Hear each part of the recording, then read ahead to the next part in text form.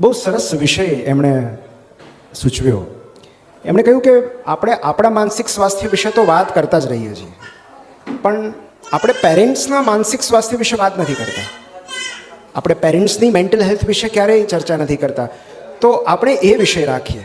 અને એના પરથી મને સૂઝ્યું કે આપણે માવતરની માનસિકતા અને માવતરનું માનસિક સ્વાસ્થ્ય એના વિશે વાત કરીએ. તો આજ સુધી આટલા વક્તવ્યમાં ક્યારેય મમ્મી પપ્પાના માનસિક સ્વાસ્થ્ય પર મેં વાત નથી કરી, કારણ કે ક્યારેય કોઈ આવો સુંદર વિષય સજેસ્ટ જ નથી કર્યો. તો આજે આપણે, અને આ બહુ જ જરૂરી છે, મમ્મી પપ્પાનું માનસિક સ્વાસ્થ્ય એના વિશે ચર્ચા કરવી પણ એટલું જ જરૂરી છે. પણ જ્યારે આપણે માનસિક સ્વાસ્થ્ય વિશે વાત કરીએ ત્યારે સૌથી પહેલાં મને એક પ્રસંગ યાદ આવે છે પેરેન્ટિંગને લગતો, કે એક ડિપાર્ટમેન્ટલ સ્ટોરમાં એક મમ્મી એની નાની એવી દીકરી જોડે જાય છે, અને એ પેલું જે બાસ્કેટ હોય એમાં બધી વસ્તુઓ મમ્મી મૂકતી હોય છે, અને દીકરી જીદ કરે છે કશુંક લેવાની કે મારે આ લેવું છે. સૌથી પહેલાં તો થોડું કચવાતા મને મમ્મી હા પાડે છે અને અપાવી દે છે કે વાંધો નહીં, લઈ લે.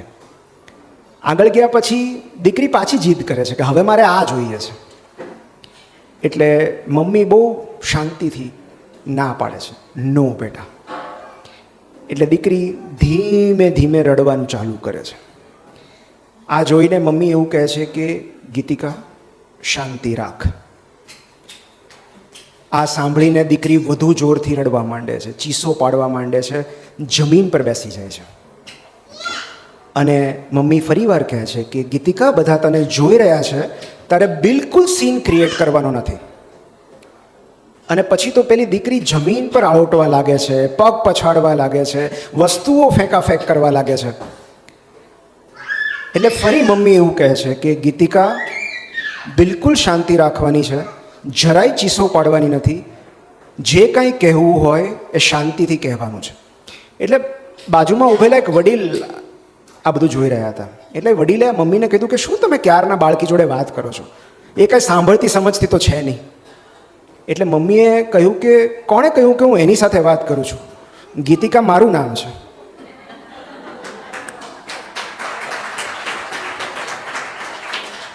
એટલે આઈ થિંક આ જ પ્રસંગમાં પેરેન્ટિંગનો સાર આવી જાય છે કે એ ગમે એ કરે, આપણે આપણું કેરેક્ટર છોડવાનું નથી. આપણે જો આપણું માનસિક સ્વાસ્થ્ય જાળવી રાખવું હોય તો એના સ્તરે આપણે ઉતરી જવું નહીં. કારણ કે ઘણીવાર શું થતું હોય કે સંતાન અને માતા પિતાના વર્તન વચ્ચે આમ જોઈએ તો ખાલી ઉંમરનો જ ભેદ હોય, બાકી કોઈ કહી ન શકે કે આમાં મમ્મી કોણ ને દીકરી કોણ. પણ આ પરિપક્વતા જે છે એનું અંતર છે કે we can select our reaction, કે કઈ રીતે રિએક્ટ કરવું, ક્યારે રિએક્ટ કરવું. તો અને તમે કોઈ મમ્મીને પૂછો ને કે બેસ્ટ ટાઈમ કયો પેરેન્ટિંગનો, તો એ બે જ સમય કહેશે. એક કે એમનું બાળક સ્કૂલે હોય ત્યારે, અને ઘરે હોય તો સૂઈ ગયું હોય ત્યારે. કારણ કે એ સિવાય આ જોઈ મેળો શક્ય નથી. એટલે મમ્મીને પપ્પાને તો મળતો હોય ઓફિસમાં પણ મમ્મીને ઘણો બધો મી ટાઈમ મળવો જરૂરી છે. અને આ મી ટાઈમ ત્યારે જ મળે જ્યારે એ પોતાના બાળકની જવાબદારીમાંથી થોડા સમય માટે મુક્ત હોય. એટલે આ આખી વાત જે છે એ પેરેન્ટિંગને લગતી આ જે વાત જે મને યાદ આવી.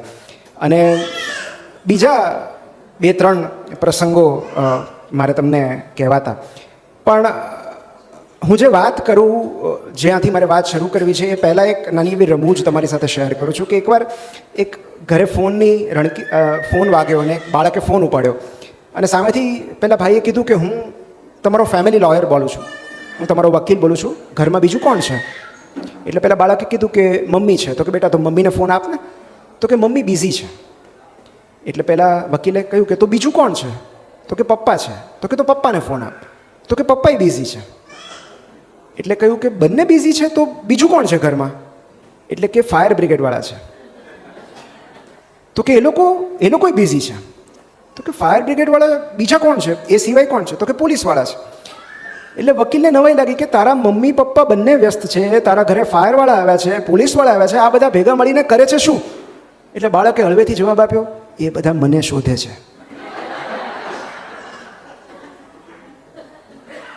એટલે ક્યારેક બાળકને શોધવામાં આપણી જાત ખોવાઈ જતી હોય છે, આપણું સ્વાસ્થ્ય ખોવાઈ જતું હોય છે. પણ એની સામે જે મોટાભાગના પ્રોબ્લેમ્સ શરૂ થાય છે એ પણ ત્યાંથી જ શરૂ થાય છે. કારણ કે એવું કહેવાય છે કે જે ચાઇલ્ડ બર્થની પ્રોસેસ છે એ સૌથી કપરી છે, સૌથી પીડાદાયક છે, પણ પેરેન્ટિંગની સૌથી ઇઝી બાબત એ જ છે. કારણ કે ત્યાર પછીનું જે ચઢાણ છે એ વધુ કપરું બનતું જાય છે. પણ આજે જ્યારે હું અહીંયા છું કોલકાતામાં, ત્યારે મને એક બહુ સુંદર બુક, એક બહુ સુંદર પુસ્તકની વાત મારે તમારી સાથે કરવી છે જ્યારે માનસિક સ્વાસ્થ્યની વાત આવે છે ત્યારે. અને ખાસ કરીને એ કોલકાતાની વાર્તા છે. એક બહુ સારા કોમેડિયન છે, સ્ટેન્ડઅપ કોમેડિયન છે, સોપાન ડેબ કરીને. અત્યારે એ અમેરિકામાં છે, ન્યૂયોર્ક ટાઈમ્સના જર્નલિસ્ટ છે અને ઘણા સમયથી તેઓ અમેરિકામાં સ્થાયી થયા છે. તો એમણે એક પુસ્તક લખ્યું, missed translations, meeting my immigrant parents who raised me. તો બન્યું એવું કે સોપાન ડેબના મમ્મી પપ્પા બંને એનઆરઆઈઝ હતા, એ લોકો બંને ત્યાં અમેરિકામાં વસતા હતા અને એ બંને વચ્ચે બહુ ઝઘડા થતા હતા. એના મમ્મી આખો દિવસ સુમસામ એક જગ્યાએ બેઠા રહે, બોલે નહીં કોઈની સાથે, જે કામ કરવાનું એ કામ ન કરે, સોપાનને નિગ્લેક્ટ કરે. અને આ કારણે એના પપ્પા અને એની મમ્મી વચ્ચે ખૂબ ઝઘડાઓ થતા. એ હદ સુધી કે મમ્મી કલાકો સુધી પોતાની જાતને એક રૂમમાં પૂરી દે, કોઈની સાથે બોલે નહીં. અને પપ્પા એટલા બધા આક્રમક થઈ જાય, એટલા બધો ઝઘડો કરે, અને ફાઇનલી બંને નક્કી કર્યું કે આપણે અલગ થઈ જઈએ, આપણે નથી સાથે રહી શકતા, તો આપણે છૂટા પડી જઈએ. અને જ્યારે સોપાન હાઈસ્કૂલમાં આવ્યા ત્યારે એના મમ્મી પપ્પાએ ડિવોર્સ લીધા. પણ એ એટલું બધું ટ્રોમેટિક ચાઇલ્ડહુડ હતું કે સોપાને નક્કી કર્યું કે હું મારા મમ્મી પપ્પા બેમાંથી કોઈનું મોઢું નથી જોવું મારે, હું એમને ફરી ક્યારેય નહીં મળું, એવું નક્કી કરીને તેઓએ પોતાનું ઘર છોડી દીધું. અને લગભગ 12 થી 15 વર્ષ સુધી ન તો એમણે મમ્મીનો સંપર્ક કર્યો, ન તો પપ્પાનો સંપર્ક કર્યો. એમના 30મા જન્મદિવસે એમને ભારતમાંથી એક ઇન્વિટેશન મળ્યું, એમના મિત્રના લગ્ન હતા, અને ત્યારે એમને મમ્મી પપ્પા યાદ આવ્યા. અને ત્યારે એમને થયું કે એકવાર મારે મમ્મી પપ્પાને મળવું તો જોઈએ, આટલા વર્ષોથી હું મળ્યો નથી, પછી શું થયું હશે એમનું, એ લોકો છૂટા પડ્યા પછી ક્યાં હશે. તો એ સમય હતો કે જ્યારે મોબાઈલનો એટલો બધો અવેલેબિલિટી નહોતી, સંપર્ક થઈ શકે એમ નહોતો. તો સોપાનને ખબર જ નહોતી કે મમ્મી ક્યાં છે, પપ્પા ક્યાં છે. અને એમણે એક યાત્રા શરૂ કરી મમ્મીને પપ્પાને શોધવાની. અને આ એટલું અદ્ભુત પુસ્તક છે કારણ કે આનો વિષય જ એકદમ યુનિક છે. આવું પુસ્તક પહેલાં ક્યારેય લખાયું નથી. મને એટલે આમાં રસ પડ્યો કે એક બાળક પોતાના, એટલે એક સંતાન પોતાના મા બાપની શોધ આદરે છે, એની યાત્રામાં નીકળે છે કે મારે મમ્મી પપ્પાને શોધવા છે. 30મા જન્મદિવસે એને મમ્મી પપ્પાની ખોટ સાલે છે, એમને મિસ કરે છે. અને સૌથી પહેલાં એ એમની મમ્મી પાસે જાય છે જે ન્યૂ જર્સીમાં રહેતા હોય છે. અને ત્યારે આટલા વર્ષો પછી સોપાનને જાણ થાય છે કે મમ્મી પપ્પા વચ્ચે આટલા ઝઘડા થતા એનું કારણ એ હતું કે મમ્મીને આટલા વર્ષોથી ડિપ્રેશન છે, મમ્મી ઉદાસ રહેતા હતા, એમને કોઈની સાથે વાત કરવી નહોતી ગમતી, કામ કરવું નહોતું ગમતું, અને એટલે સુમસામ એક ખૂણામાં પડ્યા રહેતા હતા. પણ એ ત્યારે એવું નક્કી કરે છે કે હું એક સંતાન તરીકે નહીં, હું એક જર્નલિસ્ટ તરીકે એમને પ્રશ્નો પૂછીશ, જેથી કરીને હું એક ઇમોશનલી હું તટસ્થ રહી શકું. અને એમણે મમ્મીને એમને મમ્મીનો ઇન્ટરવ્યૂ લીધો પહેલાં, અને ત્યારે એમને રિયલાઇઝ થયું કે મારા મમ્મીની મેન્ટલ હેલ્થ ખરાબ હતી, એને કારણે મમ્મી પપ્પા વચ્ચે ઝઘડા થતા હતા. અને મોટે ભાગે એવું થાય છે કે બેમાંથી કોઈ એક વ્યક્તિ સંપૂર્ણ માનસિક રીતે સ્વસ્થ હોય ને, તો જે વધારે વરવું સ્વરૂપ થાય એ પહેલાં ઝઘડો શમી જતો હોય છે. બંને માનસિક રીતે અસ્થિર હોય તો વધારે લાંબુ ચાલે. એમના અરેન્જડ મેરેજ હતા એમના મમ્મી પપ્પાના, અને એમના મમ્મીની ઈચ્છા વિરુદ્ધ હતા. સો એમના મમ્મી એક લવલેસ મેરેજમાં હતા. તો આ એમના મમ્મીનો પોઈન્ટ ઓફ વ્યૂ હતો જે સોપાનને ત્યારે સમજાણો. પછી એના પપ્પાની શોધ આદરે છે. ત્યારે એમને ખબર પડે છે કે 2-3 વર્ષ પહેલાં કોઈને કીધા વગર એ ઇન્ડિયા આવી ગયા હતા, અને ઇન્ડિયામાં પણ ક્યાં? કોલકાતામાં. અને ત્યારે સોપાન એમના પપ્પાને મળવા માટે એમની ગર્લફ્રેન્ડને લઈને કોલકાતા આવે છે. અને ત્યારે એને ખબર પડે છે, અને પપ્પા સામે બહુ બધી ફરિયાદો હોય છે કે જેને ઇમોશનલ બ્લન્ટિંગ કહેવાય, કે ઇમોશનલી એ બહુ ઠંડા હતા, ભાવનાત્મક લગાવ બિલકુલ નહોતો, ઇમોશનલી ડિટેચ્ડ હતા. તો આવા પપ્પા કોને ગમે?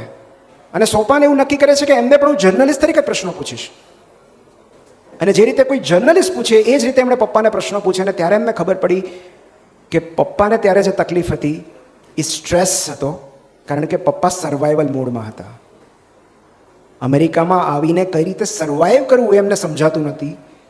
પોતાના બાળકને કઈ રીતે ઉછેરવું, પોતાના ફેમિલીની જવાબદારીઓ કઈ રીતે પૂરી પાડવી, અને એમાં એમની પત્નીનો સહકાર નહોતો મળતો. એ માટે એમને સ્ટ્રેસ હતું. અને એમના ઇમોશનલ ડિટેચમેન્ટનું કારણ એ હતું કે એમનો ઉછેર રીતે થઈ રહ્યો. તો એમને ખબર જ નહોતી કે સંતાન સાથે પ્રેમ કઈ રીતે જતાવવાનો હોય, સંતાનને કઈ રીતે પ્રેમ કરવાનો હોય. સો અલ્ટિમેટલી સોપાન મમ્મી પપ્પા બંનેને મળે છે અને પછી એમને સમજાય છે કે વર્ષો પહેલાં જે થયું એ શું કામ થયું. છેવટે એ બંનેને માફ કરી દે છે અને એ પોતાના મમ્મી પપ્પા સાથે કઈ રીતે રિયુનાઇટ થાય છે, એમને કઈ રીતે માફ કરી દે છે, એમને ફરી પ્રેમ કરવાનું શરૂ કરે છે. એના ઉપર એમણે આ આખું પુસ્તક લખ્યું છે, મિસ્ડ ટ્રાન્સલેશન્સ. પણ આ પુસ્તક મારે એટલા માટે, હું એનો સાર હું તમને છેલ્લે કહીશ, હું અત્યારે નથી કહેતો. પણ અંગ્રેજીમાં એક બહુ સરસ કહેવત છે કે the best thing a father can do for his child is two love his mother.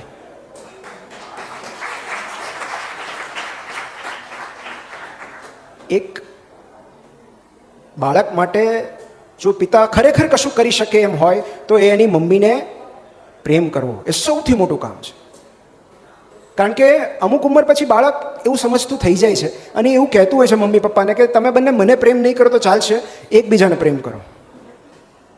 કારણ કે બાળક એવું સમજી જાય છે કે બે દેશ વચ્ચે યુદ્ધ થાય ને તો એમાં મોટા ભાગે નિર્દોષ સિવિલિયન્સનો જ ભોગ લેવાતો હોય છે. એટલે આ પ્રેમ જે ફેમિલીમાં છે એમાં જ્યારે બાળક ઉછરે છે ત્યારે એ સિક્યોર એન્વાયરમેન્ટમાં ઉછરે છે. પણ આપણે જ્યારે માનસિક સ્વાસ્થ્યની વાત કરીએ છીએ ત્યારે હું એવું કહીશ કે દરેક મમ્મીને જીવનમાં 2 તબક્કે ડિપ્રેશન આવી શકે છે. આ આવતું જ હોય છે. એક પોસ્ટ પાર્ટમ ડિપ્રેશન, એટલે કે ચાઇલ્ડ બર્થ પછી તરત, અને આ તો લગભગ બધાએ અનુભવ્યું હશે. અને બીજું પોસ્ટ મેનોપોઝલ ડિપ્રેશન. કારણ કે પોસ્ટ પાર્ટમ ડિપ્રેશન એટલા માટે આવે કારણ કે જે પ્રેગ્નન્સી દરમિયાન જે હોર્મોન્સ ઇસ્ટ્રોજન પ્રોજેસ્ટ્રોન એકદમ ચરમસીમાએ હોય એ સડનલી ચાઇલ્ડ બર્થ પછી ડ્રોપ થઈ જાય અને એના કારણે કેટલી મોટો રાજીપો હાથમાં હોય. બાળક એનાથી વધારે મોટું સુખ તો બીજું કયું હોય.